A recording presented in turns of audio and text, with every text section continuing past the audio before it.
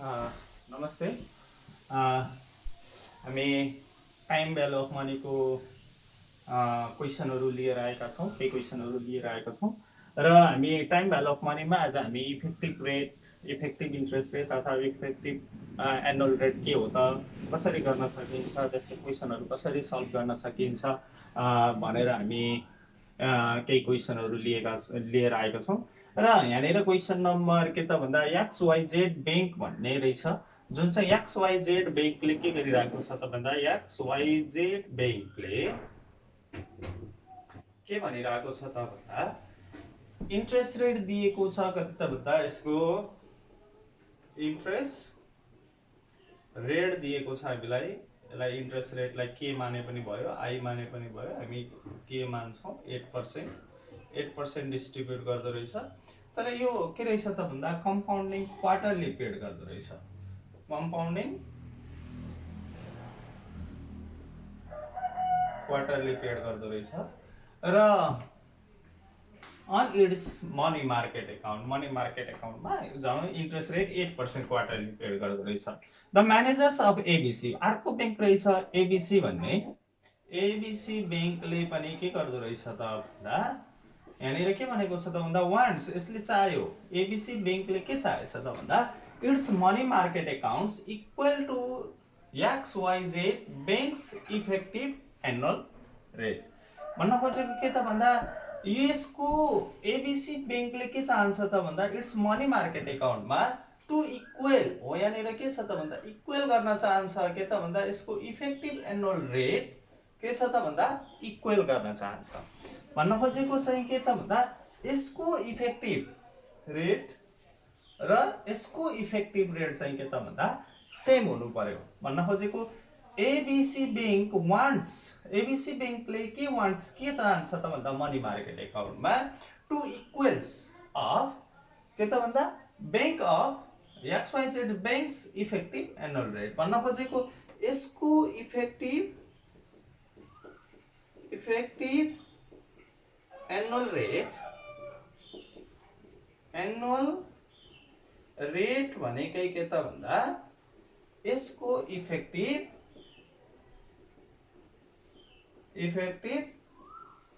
Annual rate हुनु पर्यो रे। क्वेसनले हेरौँ है, फेरि भनेको छ the managers of ABC bank, ABC ब्याङ्कको म्यानेजर्सले के वान्ट्स गर्छ त भन्दा इट्स मनी मार्केट एकाउन्टमा टु इक्वल्स हुनु पर्यो रे अथवा इक्वल गर्नु पर्यो XYZ banks effective annual rate. भन्न खोजेको यसको इफेक्टिभ एनुअल रेट र यसको इफेक्टिभ रेट के गर्न चाहन्छ अरे इक्वल गर्न चाहन्छ, बराबर हुन चाहन्छ। उसले चाहिँ चाहन्छ भने interest rate, but interest rate is compounding के त भन्दा यसको इन्ट्रेस्ट रेट चाहिँ के रे, इन्ट्रेस्ट रेट चाहिँ के त भन्दा के छ कम्पाउन्डिङ मन्थली बेसिसमा अरे, तर यसको चाहिँ के त भन्दा मन्थली बेसिसमा हो भने what simple rate should ABC bank set, ABC ब्याङ्कले सिम्पल इन्ट्रेस्ट रेट चाहिँ कति राख्नुपर्छ अथवा एबिसी ब्याङ्कको चाहिँ सिम्पल इन्ट्रेस्ट रेट कति हुन्छ भनेर हामीलाई क्वेसनले के गरेको छ भन्दा सोधेको छ। अब हामीलाई सबैभन्दा पहिला अब कसरी गर्ने, यहाँ त एउटा बाहेक केही पनि दिएको छैन कि भन्। सबैभन्दा पहिला हामीले के गर्न सक्छौँ त भन्दा यसकोबाट हामीले यो इफेक्टिभ इन्ट्रेस्ट रेट निकाल्दिन सक्छौँ। इफेक्टिभ इन्ट्रेस्ट रेट निकालिसकेपछि यो इफेक्टिभ रेट र यो इफेक्टिभ रेट एउटै हुन्छ। यहीबाट कम्पेरिजन गरिसकेपछि हामीले के गर्न सक्छौँ, सिम्पल इन्ट्रेस्ट रेट निकाल्न सक्छौँ। पहिला यसरी निकाल्नु पर्यो, अनि यसरी जानु पर्यो, अनि यता निकाल्नु है त।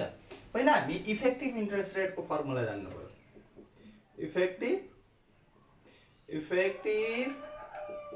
इन्ट्रेस्ट रेटको फर्मुला के हो? इफेक्टिभ इन्ट्रेस्ट रेटको फर्मुला हामीलाई थाहा नहुन सक्छ, 1 प्लस के भनेको इन्ट्रेस्ट रेट के n माइनस 1 हुन्छ। यो नर्मल फर्मुला हो है त। यदि हामीलाई के त भन्दा यदि हामीलाई कम्पाउन्डिङ क्वार्टरली बनिदियो, कम्पाउन्डिङ मन्थली बनिदियो अथवा कम्पाउन्डिङ सेमी एनुअली बनिदियो भने इफेक्टिभ रेटमा यो भन्दा अगाडि हामीले भनिसकेका थियौं इफेक्टिभ रेटमा पनि के त भन्दा 1 प्लस के केलाई कम्पाउन्डिङ आयो भने कम्पाउन्डिङ एनुअली बाहेक कम्पाउन्डिङ एनुअल मन्थली आयो क्वार्टरली आयो सेमी एनुअली आयो भने के गर्ने याम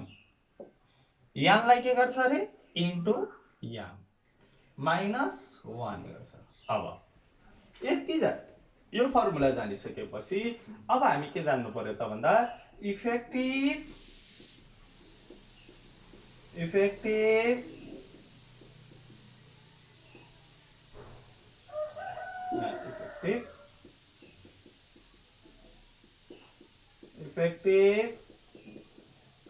interest rate of bank XYZ bank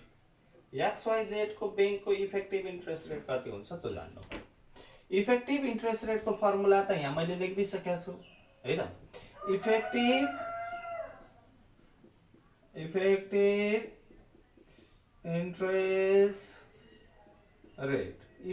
interest rate is equal to है त EIR इफेक्टिभ एनुअल रेट पनि भन्छ एनुअल लेखिदिउँ एनुअल रेट एनुअल एक वर्षको EIR 1 प्लस 0.08% दिएको छ हामीलाई इन्ट्रेस्ट रेट XYZ को र यो कम्पाउन्डिङ के रे क्वार्टरली हो। क्वार्टरली भएपछि के गर्नु पर्यो कम्पाउन्डिङ पिरियड 4 हुन्छ अनि यान भनेको 1 भइहाल्यो इन्टु के 4 माइनस 1। अब हामीलाई यो पहिला 1 गर्नु यसलाई डिभाइड गर्नु पर्यो 2 आयो 1 पॉइंट के कति आयो 1.024 माइनस 1 गर्दा आउँछ हाम्रो 8.24% आउँछ है र। अब यहाँनिर क्वेसनले के भनिदिएको छ त भन्दा यो इफेक्टिभ एनुअल रेट यसको इफेक्टिभ एनुअल रेट र यसको इफेक्टिभ एनुअल रेट के हुन्छ रे बराबर हुन्छ। भनेपछि effective annual rate of bank XYZ is equal to effective annual rate again हामीले अफ बैंक ABC को यसको त हामीलाई थाहा छ 8.24 यसलाई डेसिमलमा लेखिदिउँ सानो सजिलो 0.0824 इक्वल टु अब यसको इफेक्टिभ यसको त सिम्पल इन्ट्रेस्ट रेटै थाहा छैन के याम अब यो 0.0824 है त अनि 1 प्लस के को भ्यालु थाहा छैन हामीलाई याम भनेको कति 12 कसरी आयो किनभने यसको कम्पाउन्डिङ के हो त भन्दा मन्थली हो मन्थली भएपछि के हुन्छ त भन्दा 12 हुन्छ। अब यो पावर हटाउनु पर्यो पावर हटाउँदाखेरि 0.0824 आउँछ यो 12 1/12 आउने भयो पावर हट्यो। अब यहाँनिर आयो 1 प्लस के 12 अब यसको भ्यालु कति आउँछ है यसलाई डिभाइड गर्नु पर्यो अनि त्यसपछि के आउने भयो त भन्दा हाम्रो भ्यालु यो कति आउँछ 1 प्लस के 12 इज इक्वल टु 1.0066 सायद यस्तो आउँछ होला यो भ्यालु अनि त्यसपछि यो यता गएर माइनस हुन्छ 1 डिभाइड बाइ 12 1.0066 माइनस 1 हुन्छ के हुने भयो 0.0066 अनि यो 12 यता गएर इन्टु हुने हुनाले इन्टु 12 गरिसकेपछि के इक्वल टु आउँछ 0.0792 देयरफोर के भनेर लेखिदिनु पर्यो interest rate of simple interest देखो न simple interest ही दिएको छ क्या है त्यहाँनिर क्वेशनले सोधेको छ what is the simple interest rate of bank okay A B C is equal to K is equal to कति त भन्दा 7.92%. यदि XYZ बैंकले चाहिँ 8% कम्पाउन्डिङ के त भन्दा क्वार्टरली गरेको छ र सिम्पल इन्ट्रेस्ट रेट 8% राखेको छ भने एबीसी बैंकले चाहिँ सिम्पल इन्ट्रेस्ट रेट चाहिँ 7.92% चाहिँ राख्यो र त्यसको कम्पाउन्डिङ चाहिँ के छ त भन्दा मन्थली छ भने के हुन्छ त भन्दा यो इन्ट्रेस्ट रेट के हुन्छ त भन्दा सिम्पल इन्ट्रेस्ट रेट के हुन्छ त भन्दा इक्वल हुन जान्छ भन्न खोजेको के हो त भन्दा 7.92% यदि मन्थली कम्पाउन्डिङ भयो भने यो के त भन्दा 8% क्वार्टरली कम्पाउन्डिङ भयो भने कुराकानी एउटै हो इफेक्टिभ इन्ट्रेस्ट रेट के आउँछ त भन्दा दुईटैको के आउँछ इक्वलै आउँछ यसको पनि यति आएको छ यसको पनि के हुन्छ त भन्दा इफेक्टिभ इन्ट्रेस्ट रेट निकाल्ने भने सेम हुन्छ नभए हामीले के गर्न सक्छ त भन्दा इफेक्टिभ इन्ट्रेस्ट रेट निकाल्दिने हो भने यदि हामीलाई विचार गर्ने मन लागेको छ मिल्छ कि मिल्दैन भने 792 डिभाइड बाइ 12 गर्यो भने पनि कति आउँछ त भन्दा हाम्रो 8.24% आउँछ है इफेक्टिभ इन्ट्रेस्ट रेट यदि 1 + 0.08 गर्यो डिभाइड बाइ 12 गर्यो भने पनि 8.24% नै आउँछ ठ्याक्कै नआउनु 12 होइन यहाँनिर 4 गर्यो भने के त भन्दा 8.24% नै आउँछ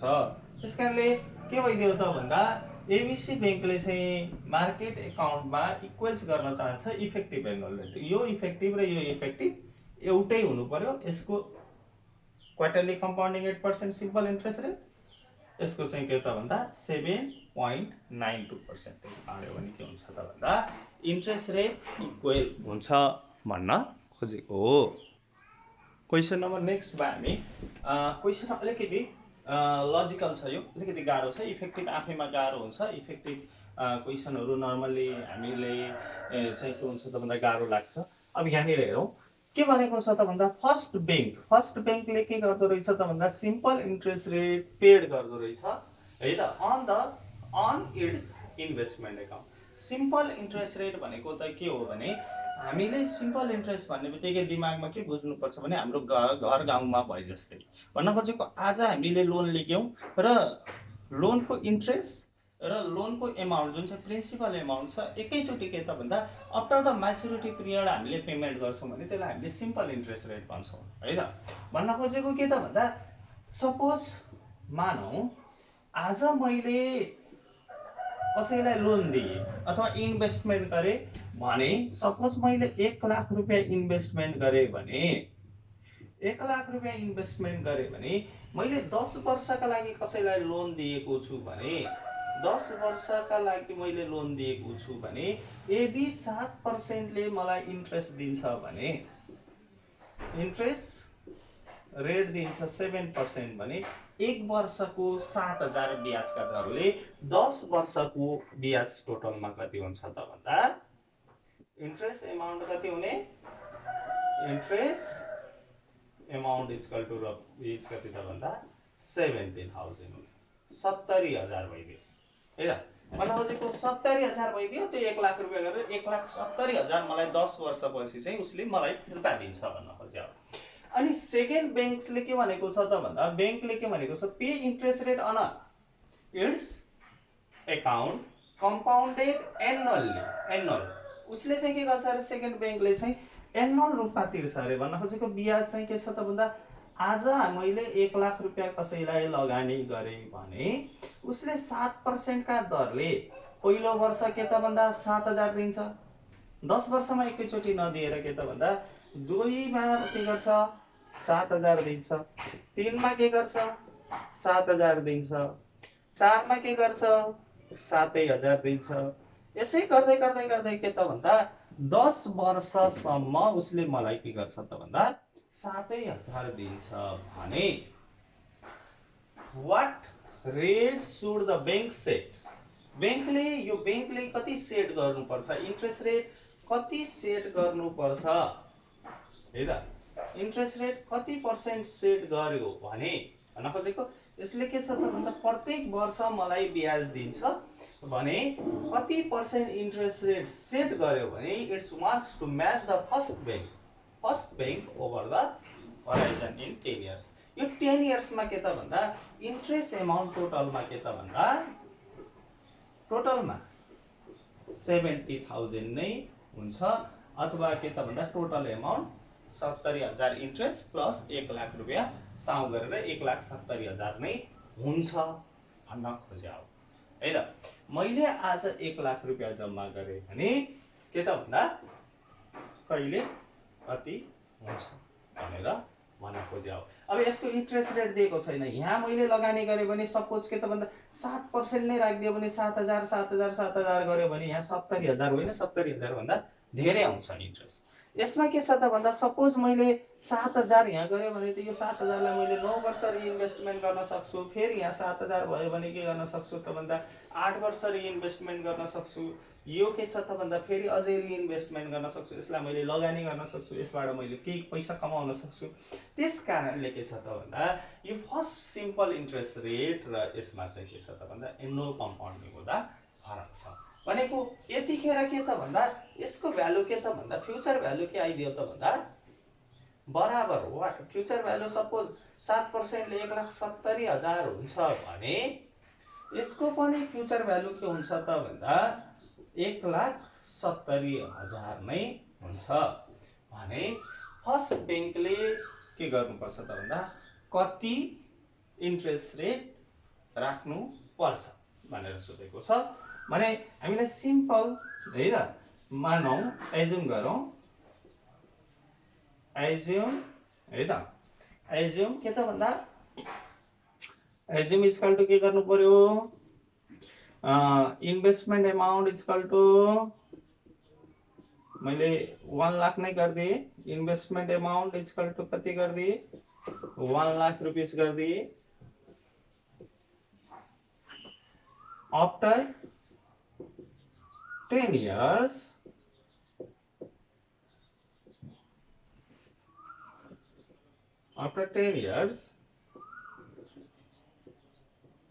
simple interest rate यदि के भइदियो 7% भइदियो भने interest amount equal to interest amount equal to I equal to कति हुन्छ त भन्दा 70,000 आउने भयो फ्युचर भ्यालु। अब हामीलाई फ्युचर भ्यालु पनि थाहा भयो। First answer future value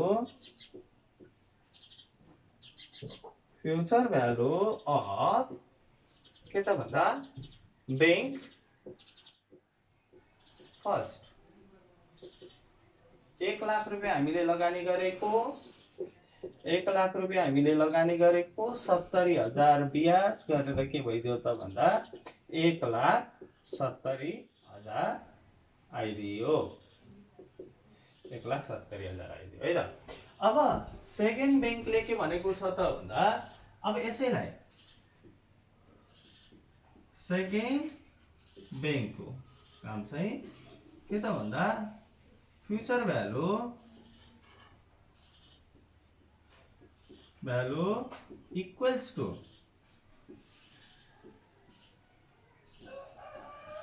to first bank फर्स्टको नै हुन्छ अरे हैन, तर यसको इन्ट्रेस्ट रेट के त भन्दा interest rate equal to what बनाएको छ हैन। त्यसो भए हामीलाई के भनेको छ त भन्दा if annual compounding compounded interest rate के भन्छ एनुअल कम्पाउन्डेड भएको छ भने हामीलाई के त भन्दा फ्युचर भ्यालु अफ अब हेर है त फ्युचर भ्यालु अफ फर्स्ट बैंकको फ्युचर भ्यालु इक्वल टु के हुन्छ सेकेन्ड बैंकको फ्युचर भ्यालु अफ सेकेन्ड बैंकको के भयो त भन्दा फ्युचर भ्यालु भयो फर्स्ट बैंकको फ्युचर भ्यालु सपोज हामीले 1 लाख रुपैयाँ लगानी गरेको छौं भने फ्युचर भ्यालुको फर्मुला के त भन्दा FBIF 1 प्लस के भनौं न FBIF को फर्मुला n 1 लाख को फर्मुला इन्टु n हुँदैन 770 हुन्छ यसमा सिम्पल हो 1 प्लस के को पावर n यसमा के पावर n किन गरिएन त भन्दा इन्टु 10 भनौं यहाँनिर है त अब यहाँनिर हेरौं यसलाई डाइरेक्ट लेख्दियौ फ्युचर भ्यालु 170 हामी पत्ता लगाइसकेका छौं 170 सबैभन्दा सजिलो 70 भयो यहाँनिर हामीले पत्ता लगाइसकेका छौं यसको फ्युचर भ्यालु अनि त्यसैले 170 लाई अब हामीले के गर्छौं त भन्दा यो 1 लाखले डिभाइड गर्छौं ल हेरौं अनि आयो 1 प्लस के पावर 10 यो 1.7 आयो 70 आयो है त अनि 1 प्लस के 10 हटाउनलाई के गर्नु पर्यो हामीले यहाँ 1 बाइ क्लियर गर्नु पर्यो यहाँ के गर्नु पर्यो 1.70 लाई 1 बाइ 10 गर्दिने 1 प्लस के आउँछ भने अब यो कति आउँछ 1.0545 आउँछ होला सायद प्लस 1k त्यसैले 1k इक्वल टु अब माइनस गरियो 1 माइनस गरेपछि 0.0545 आउँछ therefore interest rate set